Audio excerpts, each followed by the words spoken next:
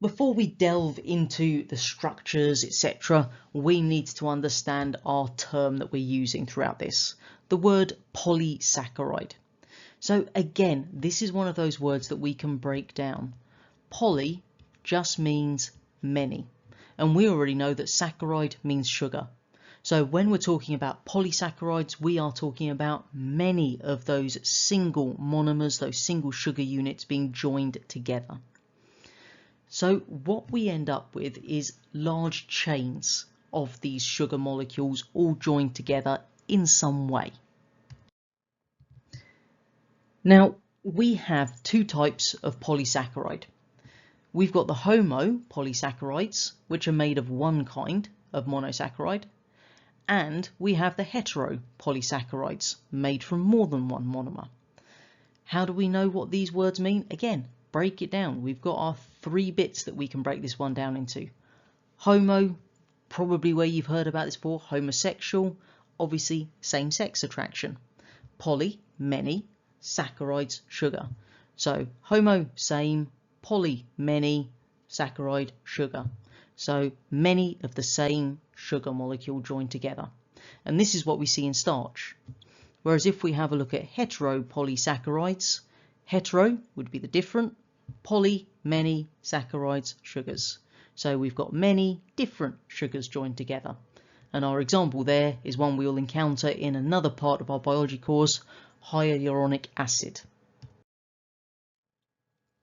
Now, if you're looking at this when you are still in year 12, you've probably just felt your heart skip a beat, because what you can see is the joy that is respiration. Now, this is something we are going to look at in detail in year 13, so don't panic just yet if you are a year 12. We will get to this and you will love it, I'm sure. Those of you in year 13 are probably sitting there thinking, yep, recognised it, know this stuff, can do it. Or at least I hope you are. The reason that's there is to remind us that when we have talked about glucose previously, we have said that it is a great source of energy in the process of respiration. Now that generates these molecules of ATP, which are going to be incredibly useful to a wide range of things in living organisms. Kind of necessary to life, really. But we can't store glucose in our cells. As we mentioned in a previous video, it would affect the water potentials and therefore wouldn't be conducive to a long life in many organisms. What we do is we take those individual glucose molecules and we join them together in this long chain. And in doing so, we've created an energy store. Because if each glucose molecule is capable of generating a significant amount of ATP, then if we've got lots of glucose molecules, we've got the potential to make loads of ATP. Now, what we find is, depending on whether we're talking about plants or animals, we will store our carbohydrates in different forms. So as far as plants go, then this is going to be as the form of starch, and we will find this starch in chloroplasts, first of all, but also in membrane-bound starch grains themselves, so as individual entities, if you like. Animals use glycogen as their storage molecule, and we will find that glycogen in liver and in muscle cells. So make sure you know the name of the storage molecule in both plants and in animals. Before we actually look at the individual structures in more detail, let's have a look at some of these similarities in their features. So when we talk about starch, we've got these two molecules that make it up, amylose and amylopectin. When we compare our starch and our glucose, what we find is that both of these molecules are compact in their actual size. So that means that they are what we refer to as energy dense. What that means is that we are able to store quite a significant amount of energy within a relatively small space. So that means that because they're compact, they are energy dense, they don't occupy large amounts of space in the cell, and this is why they're a great storage molecule, because we've got loads of energy available, but we're keeping it in a really small space in the cell. So compact, because they're energy dense and won't occupy large amounts of space in the cell. Big advantage. When it comes to needing to release the glucose, what happens is we carry out hydrolysis reactions at the ends of the chain. Whether we're talking about starch or glycogen, same thing happens. We're hydrolyzing glucose from the ends of the chain when it's needed. In the case of both starch and in glycogen, they are both insoluble. So remember, because they're insoluble, that means they will not affect the water potential of our cells, and therefore we're not going to interfere with obviously the functioning of those cells by drawing too much water in, for example. One point to note is that when we're talking about starch, obviously there's those two units to it, the amylose and the amylopectin. The amylopectin is less soluble than amylose. Occasionally you might get a question about this, so it's just one of those little facts to remember.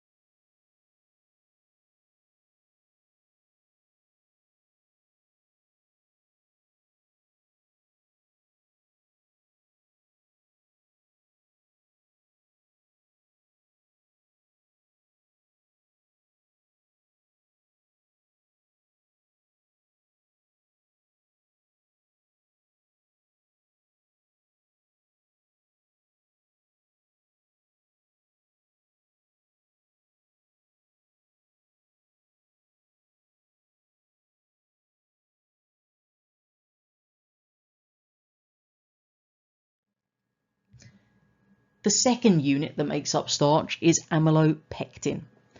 Now again, it's a long chain. Still going to be our alpha glucose, as we can see here. Still got 1,4 glycosidic bonds, but it also has 1,6 glycosidic bonds. So 1,6 glycosidic bonds are ones that are going to occur between carbon 1 of one monomer and carbon 6 of another. So if we have a look, this is one of our 1,4 glycosidic bonds, as we can see, between carbon 1 and carbon 4 there. So that's a 1,4 glycosidic bond. And then if we come along to our next, we can see this is carbon 1, and that one is joined onto carbon 6, because if we look, we're counting from the right of the oxygen, remember, so that would be 1, 2, 3, 4, 5, and then we come up to the 6th carbon here. And this link has joined between carbon 1 and carbon 6, so that is the 1,6 glycosidic link. Because amylopectin has both 1,4 glycosidic bonds and 1,6 glycosidic bonds, we end up with these branches coming off the long chain. So the 1,4 links are all to do with making the long chain. The 1,6 glycosidic bonds are the ones that lead to the branches coming off. We still have this spiral shape held in place by the hydrogen bonds, but those branches then stick out from the side of the spiral. So clear difference between the amylose and the amylopectin. Amylose, just a straight chain with only the 1,4 glycosidic bonds, whereas the amylopectin, straight chain with the 1,4 glycosidic bonds, but the branches formed through the 1,6 glycosidic bonds.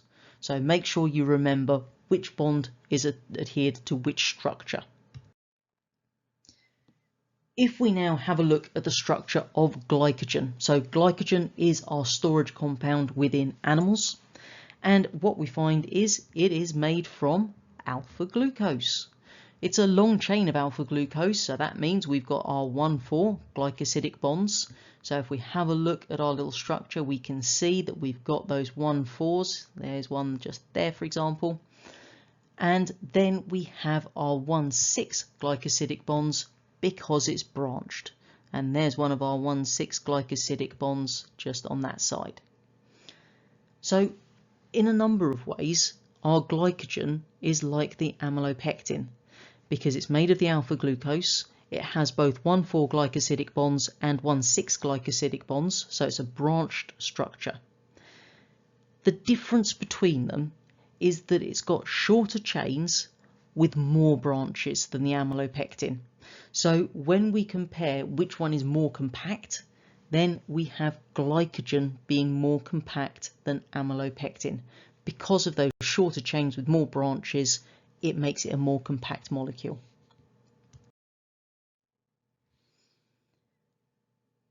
When we now consider how these features apply to the use of these particular storage chemicals, if we've got something that has a large number of branches, then what we have is something with a lot of end molecules.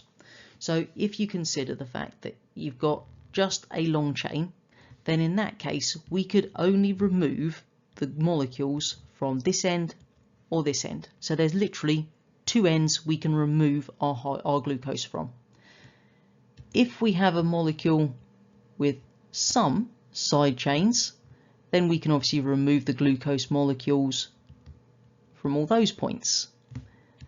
And if we have a molecule with large numbers of branches, so the more branches there are, the more ends we've got, therefore that means we've got more points that we can then remove those glucose molecules. So what that tells us is that the more branched the polysaccharide is, the faster we can hydrolyze it to release the glucose. So what we find is that if we have a highly branched polysaccharide, then we are going to be able to release the glucose quickly and therefore get the glucose into the process of respiration faster. So it makes it a very useful storage compound. Don't forget that when we talk about hydrolysis, this is an enzyme reaction. Yes, we are adding water back in to break that bond, but water doesn't just add itself back in. It needs to be catalyzed by this enzyme reaction. So what we have, two enzymes to remember the name of. One should be familiar to us, amylase, same stuff that's in your saliva. That's going to hydrolyze the 1,4 glycosidic bonds. And then the second enzyme, glucosidase, is going to hydrolyze the 1,6 glycosidic bonds. So amylase 1,4, glucosidase 1,6 glycosidic bonds.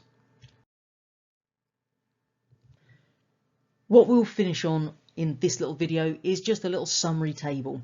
So this is probably one of the helpful ways that you can try to get these polysaccharides straight in your head.